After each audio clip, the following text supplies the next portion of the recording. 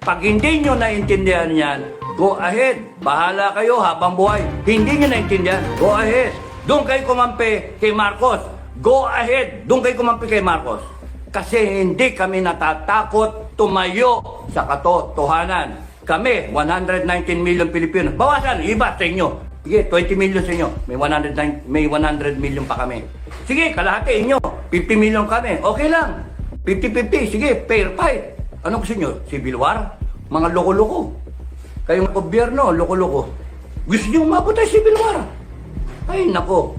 Because, kailan naging tama ang pagnanakaw? Kailan naging... magandang umaga sa inyo, mga kababayan.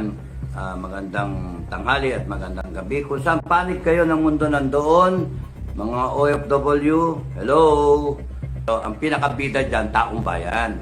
Ang pinag-uusapan dito, kinabukasan ng bansa natin. Hindi nyo ba nararamdaman yung droga? Gumagapang na? Hindi nyo ba nararamdaman na may mga kidnapping na? Hindi nyo ba nararamdaman na grabe na yung nakawan? Taong bayan, huwag kayong umasa na sa armed forces ninyo. Wala kayo asahan sa armed forces ninyo. No?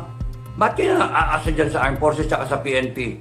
Wala, huwag na kayong umasa. Kasi parang umaasa ka sa isang bagay na hindi dadating.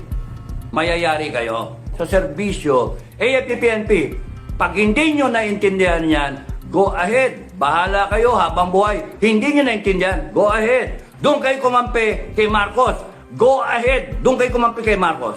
Kasi hindi kami natatakot tumayo sa katotohanan. Kami, 119 million Pilipino. Bawasan, iba sa inyo. Sige, 20 million sa inyo. May 100 million pa kami.